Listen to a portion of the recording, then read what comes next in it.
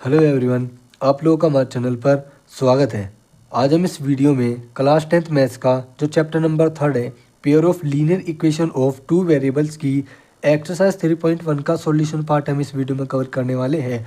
मैं इस एक्सरसाइज का इंट्रोडक्शन पार्ट पहले ही बना चुका हूँ। जिसने अभी तक इंट्रोडक्शन पार्ट नहीं देखा वो जाकर के पहले इसका इंट्रोडक्शन पार्ट देख लीजिए, उसके बाद ही आप इस एक्सरसाइज को फॉलो करें।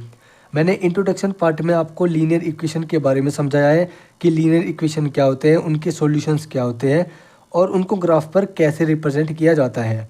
आज हम उससे रिलेटेड यहाँ पर क्वेश्चन देखने वाले हैं, तो आप जल्दी जाइए उसको देखिए अगर आपने अभी तक इंट्रोडक्शन पार्ट नहीं देखा। तो चलिए शुरू करते हैं। देखो फर्स्ट क्वेश्चन में क्या कहा है कि Aftab tales his daughter 7 year ago. Aftab अपनी डॉटर से कहता है कि आज से 7 साल पहले I was 7 times as old as you were then. उसने क्या कहा है, इस लाइन का मतलब समझना कि 7 ईयर एगो, आज से 7 साल पहले, I was 7 times as old as you were then. तुम जब जितने साल के थे, आज से 7 साल पहले, यानी कि उसकी डॉटर जितने साल की थी उसकी उम्र का वो 7 गुना था। मतलब कि आफ्ताब की एज उसकी एज की, यानी कि उसकी डॉटर की एज की 7 गुना थी आज से 7 साल पहले। देन अब वो कहता है कि ऑल्सो 3 ईयर्स फ्रॉम नाउ, मतलब आज से 3 साल बाद, आई सेल बी 3 टाइम्स, यानी कि मैं तुम्हारी एज का 3 गुना हो जाऊंगा आज से 3 साल बाद। तो हमको इस क्वेश्चन को, यानी कि जो इस क्वेश्चन में जो सिचुएशन दिए गई है, represent this situation algebraically and graphically, हमें इस सिचुएशन को एल्जेब्रिकली और ग्राफिकली रिप्रेजेंट करना है। हमें इनका ग्राफ तो ड्रॉ करना ही है और हमें इक्वेशन भी बतानी है कि इस सिचुएशन से, जो दो सिचुएशन दी गई है आज से 7 साल पहले की और आज से 3 साल बाद की, उनसे क्या इक्वेशन फॉर्म होगी और उन दोनों इक्वेशन से हमको ग्राफ भी रिप्रेजेंट करके दिखाना है। तो चलिए इसको करते हैं। देखो इसका सॉल्यूशन कैसे होगा। मैं यहाँ पर क्या कर लेता हूँ, सबसे पहले मैं आफ्ताब की डॉटर की एज पता कर लेता हूँ। मैं इन दोनों की प्रेजेंट एज अभी पता करता हूँ, ठीक है। तो हम यहाँ पर लिखेंगे let Aftab's daughter present age. Aftab's daughter present age क्या है, बी एक्स ईयर, ठीक है। And let Aftab's present age, Aftab की प्रेजेंट एज क्या है, बी वाई ईयर। तो देखो हमने इनकी प्रेजेंट एज तो क्या कर दी, लेट कर ली। हमने इनकी प्रेजेंट एज का तो पता लगा लिया कि एक्स ईयर है और वाई ईयर है अपनी तरफ से लेट करके। अब जरूरी नहीं है कि यहाँ पर एक्स और वाई ही हम ले, आप यहाँ पर कुछ भी वेरिएबल ले सकते हो, चाहे किसी का नाम हो, कोई वेरिएबल हो, कुछ भी हो, ठीक है। अब देखो यहाँ पर 2 केस है, एक तो 7 साल पहले का और एक 3 साल बाद का। पहले हम 7 ईयर एगो के लिए चेक करेंगे, फिर हम बाद में 3 ईयर्स बाद। फ्रॉम नाउ का मतलब होता है आफ्टर, ठीक है, इसको याद रखना। तो देखो 7 साल पहले, तो 7 year ago, 7 years ago, 7 year ago लिखेंगे। आफ्ताब्स एज, आज से 7 साल पहले, अगर उसकी प्रेजेंट एज वाई है तो 7 साल पहले उसकी एज क्या होगी, वाई माइनस 7 ईयर। एंड उसकी डॉटर की, आफ्ताब्स डॉटर एज, उसकी डॉटर की एज क्या होगी, अगर उसकी प्रेजेंट एज एक्स है तो एक्स माइनस 7 होगी, एक्स माइनस 7 ईयर्स। तो अकॉर्डिंग टू फर्स्ट सिचुएशन क्या इक्वेशन बनेगी कि आज से 7 साल पहले आफ्ताब की एज आज से 7 साल पहले क्या थी, 7 गुना थी उसकी डॉटर की एज की। तो 7 टाइम ऑफ एक्स माइनस 7। तो मैंने यहाँ पर 7 क्यों माइनस किया, क्योंकि उसने 7 साल पहले की कंडीशन बताई है कि आज से 7 साल पहले उसकी एज, आफ्ताब की एज उसकी डॉटर की 7 गुना थी।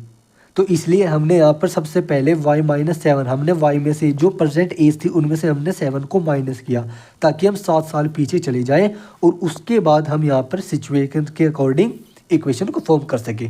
तो ये इक्वेशन हमारी फॉर्म हो गई, इसको सोल्व कर लेते हैं।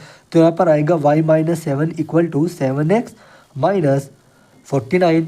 7x को इस तरफ ले आओ और 49 को भी इस तरफ ले आओ, तो y-7x ये माइनस हो जाएगा, ये प्लस हो जाएगा।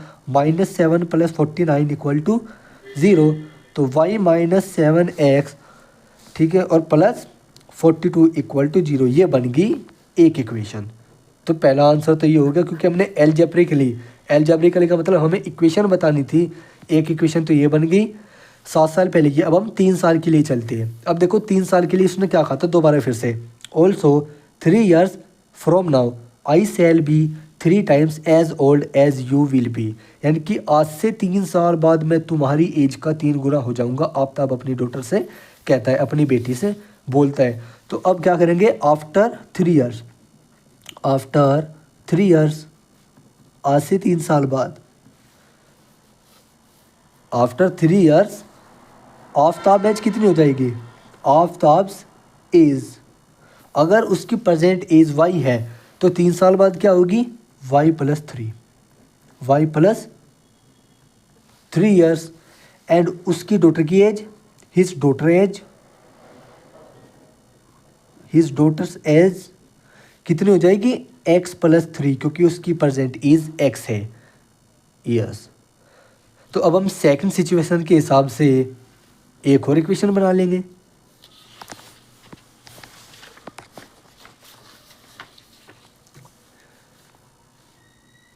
तो देखो अकॉर्डिंग टू सेकंड सिचुएशन क्या कंडीशन बन जाएगी, सेकंड सिचुएशन से अकॉर्डिंग बन जाएगी कि आफ्ताब की एज y+3 हो जाएगी x+3, यानी कि डॉटर की एज की 3 गुना। 3 × x+3, उसने यही तो कहा है कि आफ्ताब की एज उसकी डॉटर की एज की 3 गुना हो जाएगी आज से 3 साल बाद। तो इसलिए हमने सबसे पहले 3 साल बाद की एज फाइंड आउट की कि 3 साल बाद एज उसकी y+3 होगी आफ्ताब की और उसकी डॉटर की x+3 हो जाएगी, और y+3 होगा इक्वल 3 × x+3, इस एज की 3 गुना आफ्ताब की एज हो जाएगी। तो इसलिए हमने यहाँ पर इक्वेशन फॉर्म कर लिया। अब इसको सोल्व कर लेते हैं।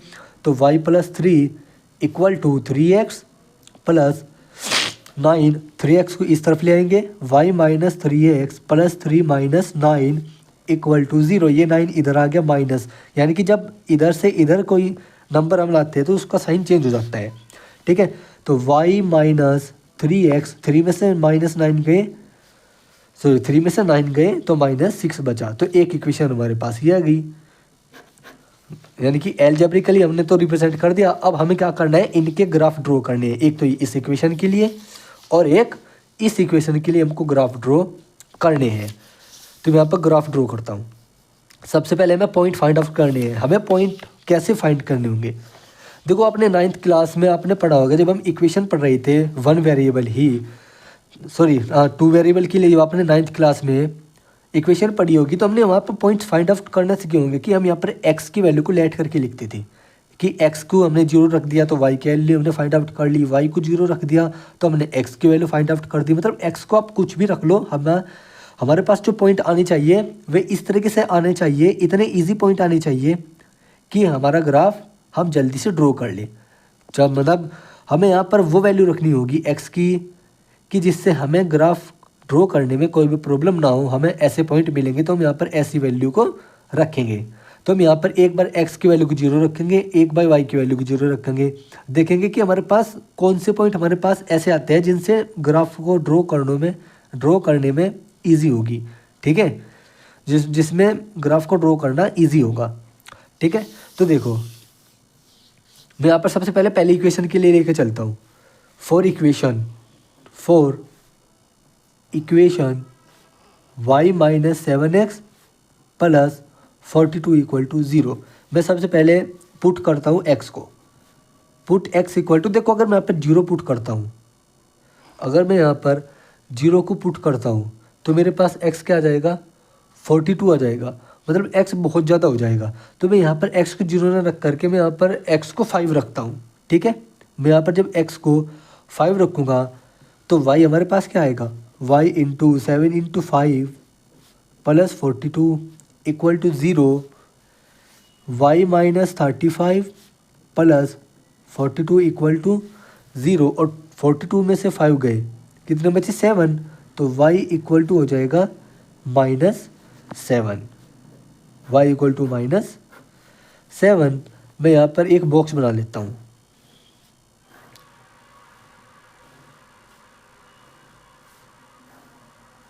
यहाँ पर x की वैल्यू, यहाँ पर y की वैल्यू। y को हमने जब 5 रखा तो y हमको -7 मिला। अब मैं यहाँ पर y को क्या रखता हूँ, y को मैं यहाँ पर अगर 0 रखूँगा, ठीक है, अगर मैं y को 0 रखता हूँ तो मुझे x की वैल्यू क्या मिलेगी, देखता हूँ।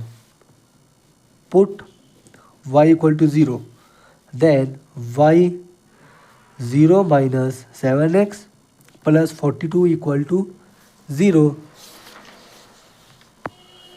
तो ये जाएगा -7x इक्वल टू -42, माइनस से माइनस कट गया, 7 6 जा 42, x की वैल्यू क्या आ गई, 6 आ गई। तो x की वैल्यू हमें क्या मिली, 6 मिली, 6,0। तो इस इक्वेशन के पॉइंट तो मिल गए ये। अब हम दूसरे इक्वेशन के लिए करते हैं। 4 equation y minus 3x minus 6 equal to 0। यहाँ पर हम क्या करेंगे, पुट x इक्वल टू 0। अगर मैं x को 0 रखता हूँ तो यहाँ पर हमें y की वैल्यू क्या मिलेगी, y की वैल्यू मिल जाएगी 6। तो यहाँ पर एक और टेबल बना लेता हूँ मैं इस इक्वेशन के लिए। यहाँ पर x की वैल्यू, यहाँ पर y की वैल्यू। x को मैंने 0 रखा तो y की वैल्यू 6 मिली। अब मैं y को 0 रखता हूँ तो x की वैल्यू क्या मिलेगी, पुट y इक्वल टू 0, तो 0 minus 3x minus 6 equal to 0, minus 3x equal to 6, 3 से 6 गया 2, और x इक्वल टू क्या आ गया, -2। हम माइनस को इस तरफ शिफ्ट कर देंगे तो x की वैल्यू क्या मिली, -2। अब हम यहाँ पर इनका ग्राफ ड्रॉ कर देंगे। ठीक है,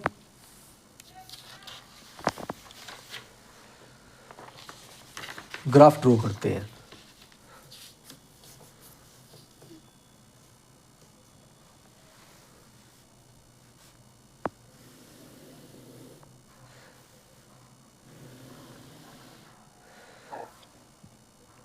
ठीक है, मैं यहाँ पर ग्राफ ड्रॉ कर रहा हूँ। मेरे पास ग्राफ पेपर नहीं है लेकिन मैं फिर भी पेपर पे ड्रॉ कर रहा हूँ।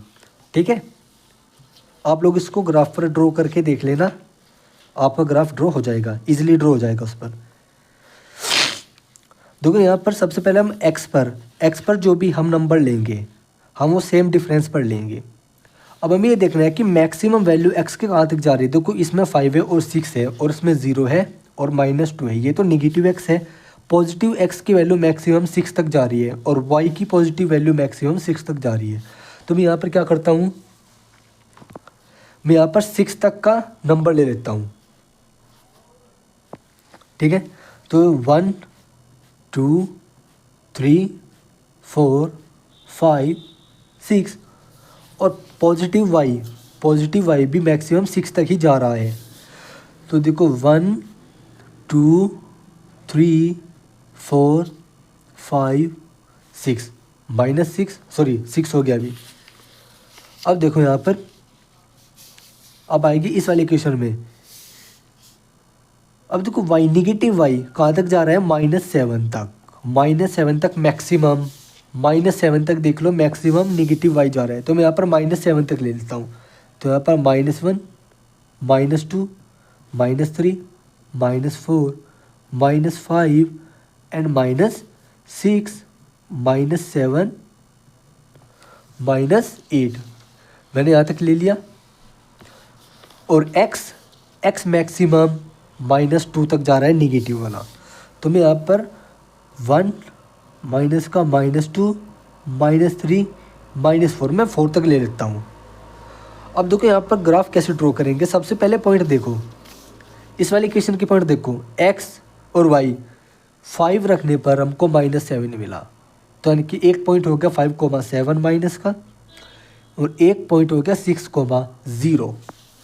तो यानी कि जब हमारे पास x 5 था, पॉजिटिव 5 ये रहा, तो हमको 7 क्या मिला, तो हमें y क्या मिला, -7।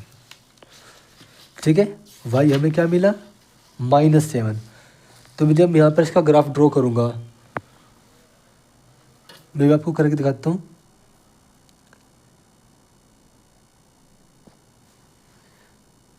ये देखो,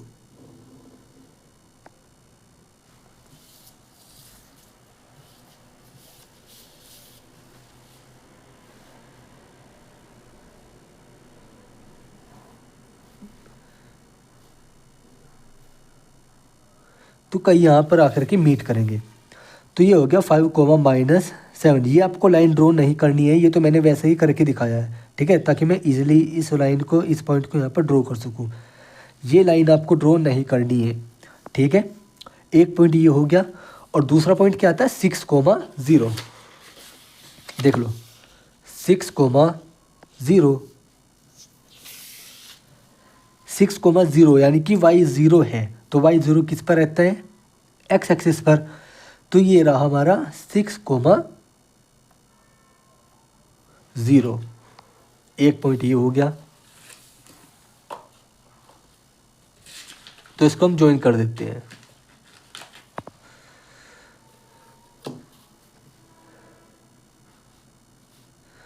तो मैं इसको ज्वाइन कर देता हूँ।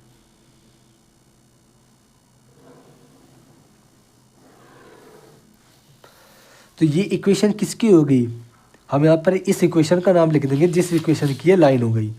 ये है y - 7x + 42 = 0 की लाइन, ठीक है। आप इसको इस तरह से लिख लेना। एक लाइन तो ये हो गई। अब हम ग्राफ ड्रॉ करेंगे इस वाले इक्वेशन के लिए, y - 3x - 6x का। सबसे पहले x हमारा 0 है और y 6, यानी कि 0,6। x 0 कहाँ पर होता है, y एक्सिस पर, और y मैक्सिमम कहाँ तक है, 6 तक। y मैक्सिमम 6 ये रहा, और x यहीं पर ही क्या होता है, 0 होता है। तो ये हो गया 0,6, ठीक है। अब -2,0, -2x -2 तक है मैक्सिमम, और y 0 है। y आपका x एक्सिस पर 0 होता है, और x क्या है मैक्सिमम, -2। तो x मैक्सिमम -2 यहाँ तक है, और y 0 यहीं पर ही है। तो मतलब ये पॉइंट हो गया -2,0। अब यहाँ पर ग्राफ ड्रॉ करते हैं,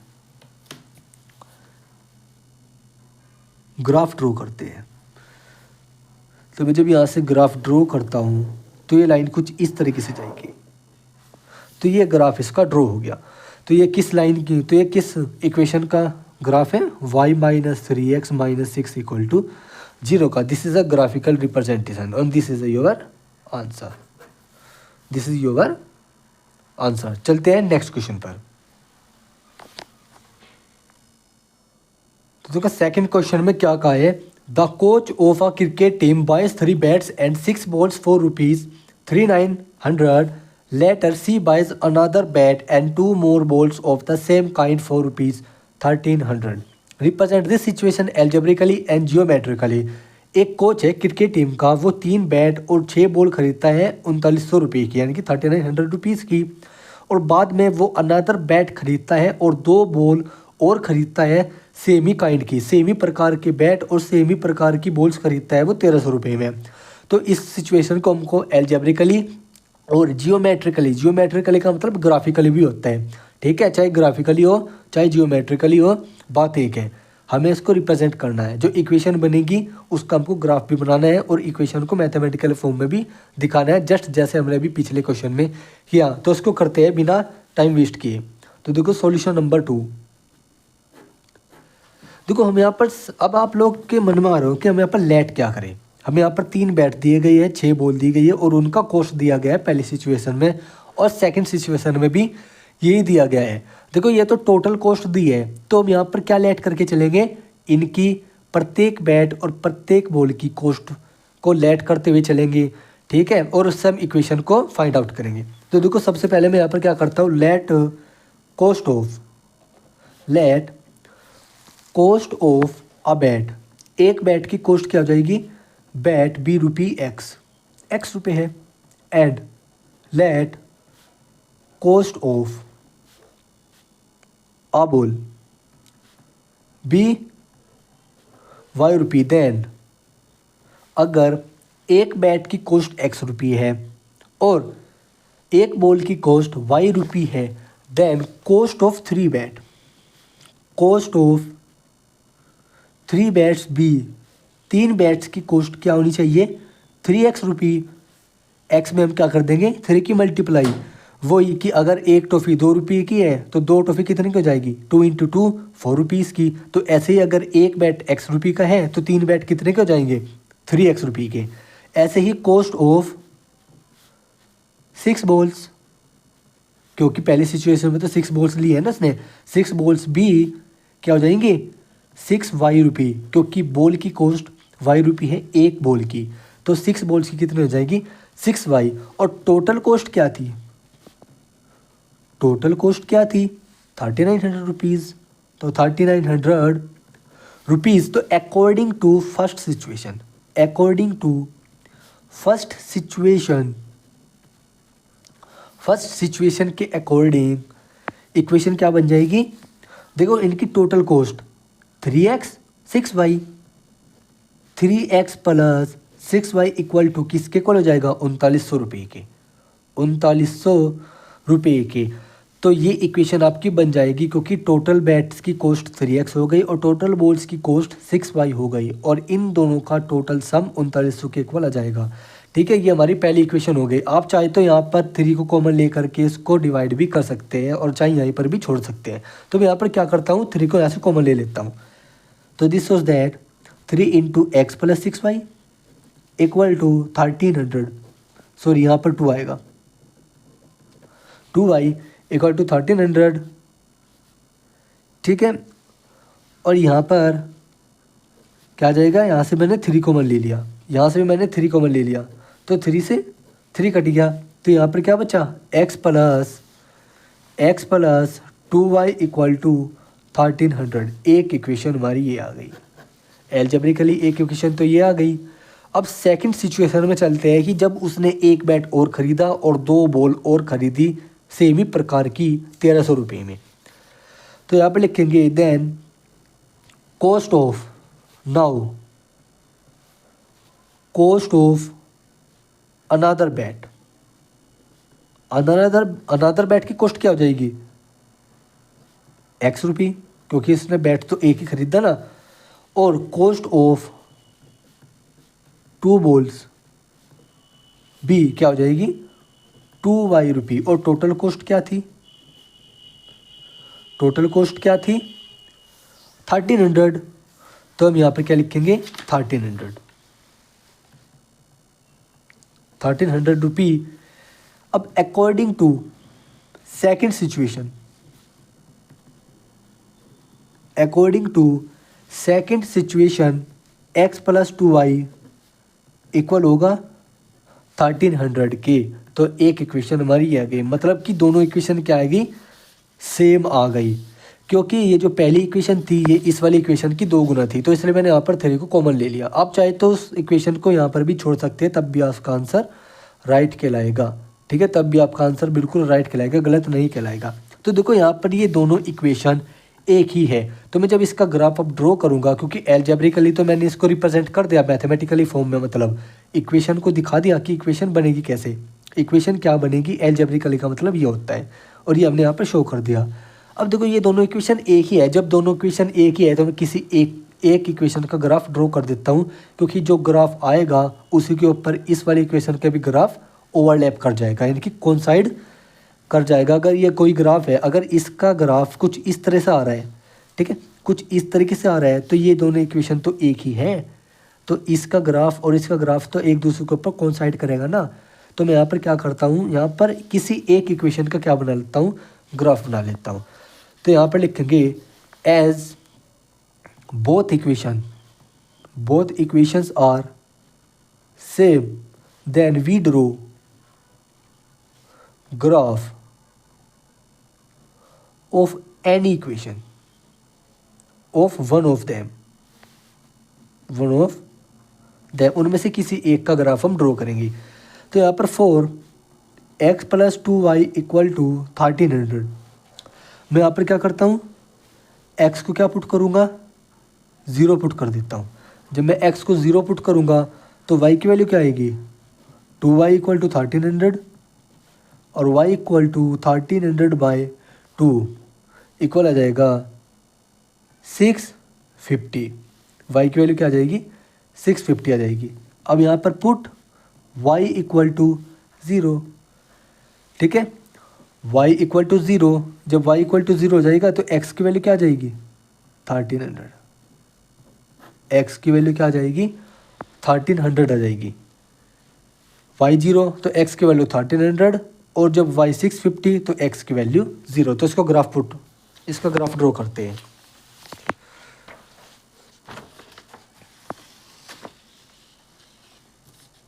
तो ग्राफ ड्रॉ करने के लिए मैं यहाँ पर x एक्सिस बना लेता हूँ।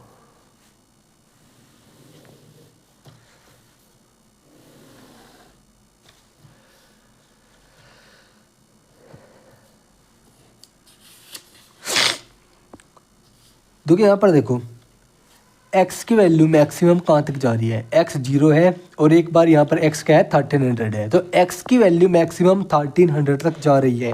तो मैं यहाँ पर कितने का डिफरेंस लूँगा, दो का डिफरेंस ले लेता हूँ। 200, 400, 600, 800, 1000 और यहाँ पर 1200 और यहाँ पर हम 1400 ले लेता हूँ, ठीक है। यहाँ पर 1400 तो 1300 यहाँ कहीं बीच में आ जाएगा, यहाँ पर कहीं 1300 बीच में आ जाएगा। और y मैक्सिमम कहाँ तक जा रहा है, 650 तक। देखो y मैक्सिमम 650 तक है क्योंकि y की वैल्यू एक बार तो 0 है, एक बार मैक्सिमम 650 है। तो हम यहाँ पर 200 का गैप ले लेते हैं। 200, 400, 600 और 700। तो 650 यहाँ पर कहीं बैठ जाएगा। तो देखो पहला पॉइंट कहाँ आएगा, x 0 तो y 650, x 0 होता है y एक्सिस पर और मैक्सिमम y कहाँ तक है, 650 तक, यानी कि 650 और x 0 तो 0,650। और यहाँ पर सेकंड सिचुएशन में x की वैल्यू 1300 है मैक्सिमम और y की वैल्यू 0 है। y 0 कहाँ पर होता है, x एक्सिस पर, और x की वैल्यू मैक्सिमम कहाँ तक है, 1300 तक। तो 1300, 1200 और 1400 के बीच में, ये यहाँ पर 1400 है, मेरे पास गैप नहीं बचा तो आप लोग इसको लिख लेना। या फिर आप एक काम करना, यहाँ पर 300, यहाँ से मतलब 300 से शुरू करना, ठीक है। 3 का गैप लेते चले जाना, 300 का गैप, ठीक है। यहाँ पर 300, फिर 600, 900, 1200 और उसके बाद 1500, तब सही बैठ जाएगा, ठीक है। तो यहाँ पर हो गया 1300, 0। तो इन दोनों पॉइंट्स को मीट करा देते हैं, ज्वाइन कर देते हैं, मतलब एक लाइन से।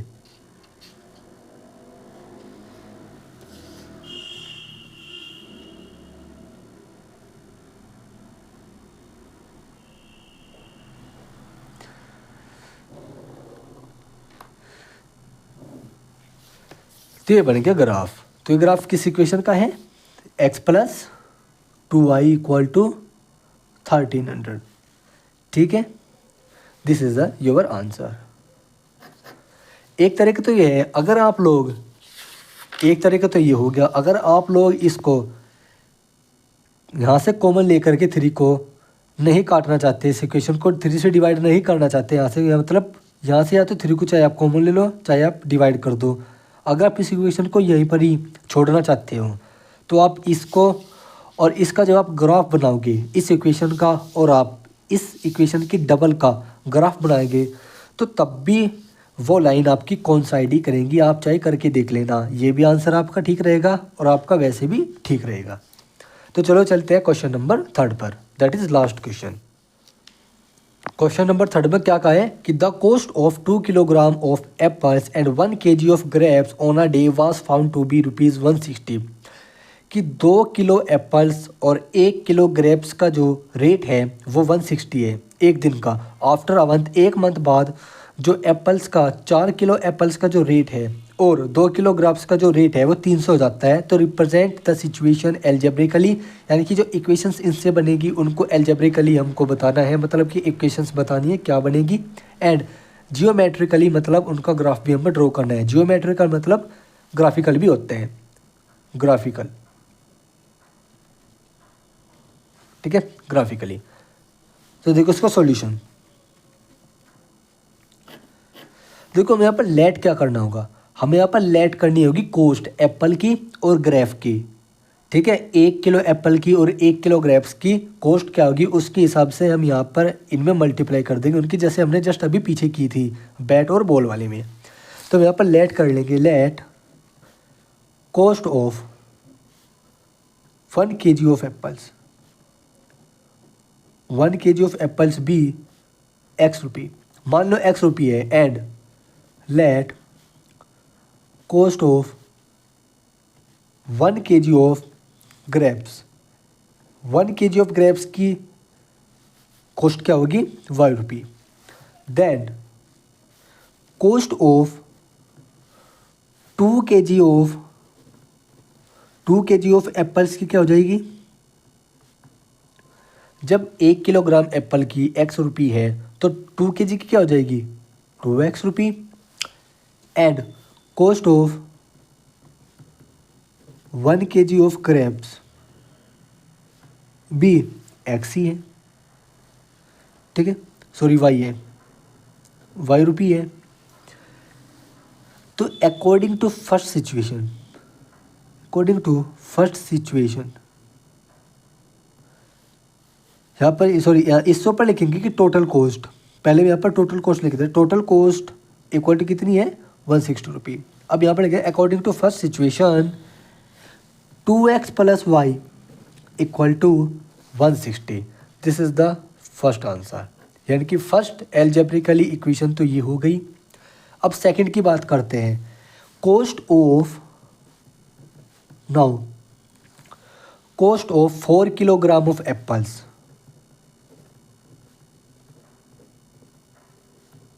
बी कितनी हो जाएगी, जब 1 किलोग्राम की x है तो 4 किलोग्राम की क्या हो जाएगी, 4x रुपी।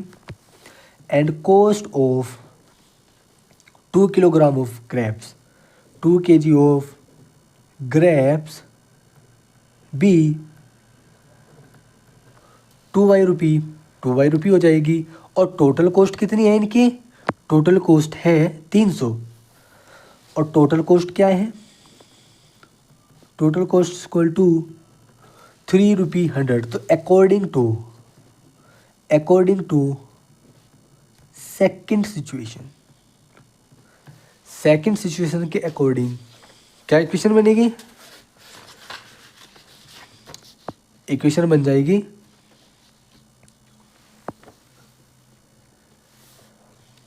देखो 4x 2x है तो यहाँ पर हो जाएगी 4x plus 2y equal to 300। मतलब अगर मैं यहाँ पर 2 से डिवाइड कर दूँ, यानी कि 2 को यहाँ से अगर मैं कॉमन ले लूँ तो यहाँ पर जो 2x प्लस में y इक्वल टू 300, ठीक है, 300 बचेगा। 2 को इस तरफ ले आऊँ तो हो जाएगा 2x plus Y equal to, अगर मैं 2 को इससे डिवाइड कर दूँ तो 150। This is the required equation, this is the required equation. आप चाहे तो यहाँ भी इसको छोड़ सकते हैं, ये भी आंसर आपका ठीक है, ये भी आंसर आपका ठीक है, गलत आपका नहीं जाएगा अगर आप ये भी लिख करके आते हो। अब देखो एक इक्वेशन ये हो गई, एक इक्वेशन हमारे पास ये हो गई। अब हम इन दोनों इक्वेशन का ग्राफ ड्रॉ करते हैं। सबसे पहले तो मैं इस वाली इक्वेशन के लिए पॉइंट्स निकालता हूँ। तो 4x plus 2x plus Y equal to 160, put x equal to 0। अगर मैं x को 0 पुट करता हूँ तो y की वैल्यू क्या आती है, y की वैल्यू हो जाएगी 160, ठीक है। यहाँ पर एक टेबल बना लेंगे हम, यहाँ पर x यहाँ पर y। x को अगर 0 रखा तो y 160, अगर मैं y को 0 रखता हूँ, y को अगर मैं यहाँ पर 0 रखता हूँ तो 2 से 160 को डिवाइड कर दो तो क्या आ जाएगा 80। तो यहाँ पर लिखेंगे put y equal to 0, then 2x equal to 160 और 2 से 160 को डिवाइड कर दिया तो x की वैल्यू क्या आ जाएगी 80। तो 80, 0 और 0, 160 ये पहली इक्वेशन के पॉइंट हो गए। अब for this equation 2x plus Y, 2x plus Y equal to 150, put x equal to 0, तो y इक्वल टू क्या आ जाएगा 150। इसकी भी हम टेबल बना लेंगे, यहाँ पर x यहाँ पर y। अगर हमने x को 0 रखा तो y 150 और y को 0 रखेंगे तो x क्या आ जाएगा 75। Put y equal to 0, then 2x equal to 150 75, तो x की वैल्यू क्या आ जाएगी 75 आ जाएगी। x की वैल्यू क्या आ जाएगी 75 आ जाएगी। अब हमें इसका ग्राफ ड्रॉ करना है।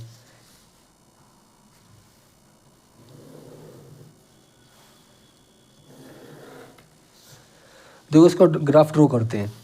देखो हमारे पास x की मैक्सिमम वैल्यू कहाँ तक है, देखो यहाँ पर 0 और 80 है और यहाँ पर 0 और 75 है, मतलब मैक्सिमम वैल्यू 80 है। तो मैं यहाँ पर डिफरेंस लेकर के चलता हूँ, 30 का डिफरेंस लेकर चलता हूँ, ठीक है। तो 30 60 90 एंड 120।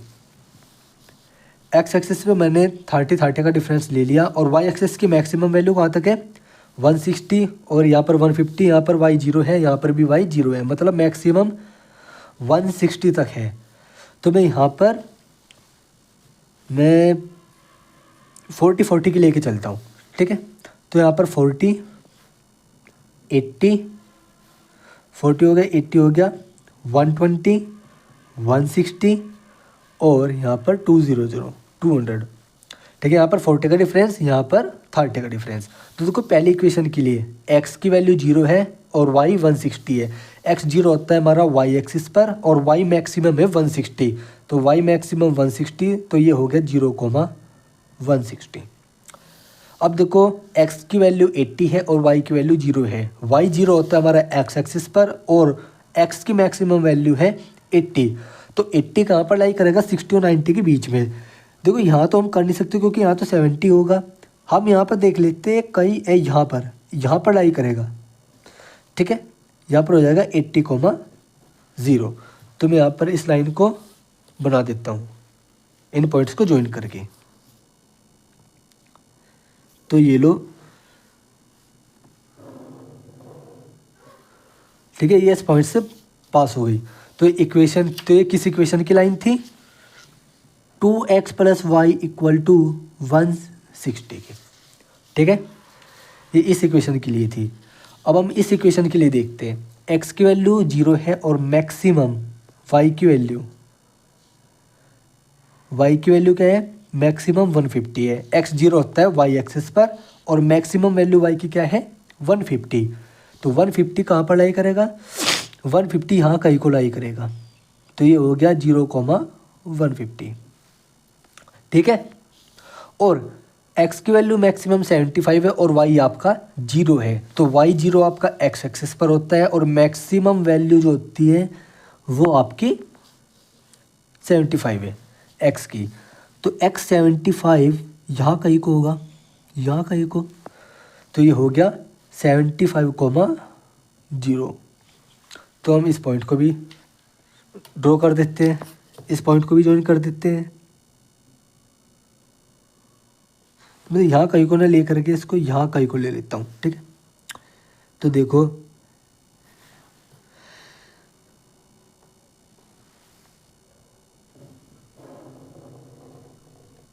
तो ये किस ये सही से नहीं खींची, एक बार मैं दोबारा से रिप्रेजेंट कर देता हूँ, उसको ड्रॉ कर देता हूँ, तब ये सही से हो गया। तो ये किस इक्वेशन का ग्राफ है 2x plus Y equal to 150। तो ये क्या आई आपकी पैरेलल लाइंस आई, ठीक है। पैरेलल लाइंस मतलब इसका कोई सॉल्यूशन एग्जिस्ट करेगा ही नहीं। वैसे मैं सॉल्यूशन के बारे में तो नहीं पूछा था, वो अगली एक्सरसाइज है, ठीक है। उसका इंट्रोडक्शन में बताऊंगा कि ग्राफिकल मेथड से हम कैसे सॉल्यूशन को फाइंड आउट करते हैं, क्योंकि आगे जो एक्सरसाइज है वो ग्राफिकली बेस्ड है, बट ग्राफ से हम सॉल्यूशन को कैसे फाइंड आउट करते हैं, एक्स और वाई की वैल्यू को हम कैसे फाइंड करते हैं ग्राफ से, हम वो नेक्स्ट वीडियो में पढ़ेंगे। तो नेक्स्ट एक्सरसाइज 3.2 में हम उसको पढ़ने वाले हैं। तो ये यहाँ पर ये आपका आंसर हो गया। इसी क्वेश्चंस के साथ इस एक्सरसाइज का सॉल्यूशन पार्ट भी समाप्त हुआ। अगर आप लोगों को इस एक्सरसाइज में कुछ भी डाउट हो, कुछ भी प्रॉब्लम हो, तो हमें कमेंट करें, मैं आपको उसका तुरंत आंसर दूंगा। और आप लोगों को ये वीडियो कैसे लगी ये भी बताएं, और अपने दोस्तों तक इस वीडियो को शेयर जरूर करें, और हमारे चैनल को सब्सक्राइब जरूर करें, और ज़्यादा से ज़्यादा फॉलो करें हमारे चैनल को। और इन वीडियोस को जो भी मैंने पहले अपलोड किए और ये अपलोड अब जो मैंने की है, इसको ज़्यादा से ज़्यादा उन बच्चों तक पहुँचाएँ जो पैसों की कमी होने की वजह से नहीं पढ़ लिख सकते। तो अब हम जो नेक्स्ट एक्सरसाइज में, मतलब जो हमारी एक्सरसाइज 3.2 है, उसमें जो हम पढ़ने वाले हैं, उसमें हम इंट्रोडक्शन में पढ़ेंगे कि हम ग्राफिकल सॉल्यूशन पढ़ेंगे इक्वेशंस का, और जो हमारी 3 पॉसिबिलिटीज़ होती है जिनके ऊपर ये डिपेंड होता है कि इक्वेशंस के यूनिक सॉल्यूशन होंगे, इनफाइनाइट सॉल्यूशन होंगे, और कोई सॉल्यूशन एग्जिस्ट करेगा ही नहीं। हम वहाँ पर उनकी मैथमेटिकल फॉर्म को भी रीड करेंगे। तो बच्चों, थैंक यू।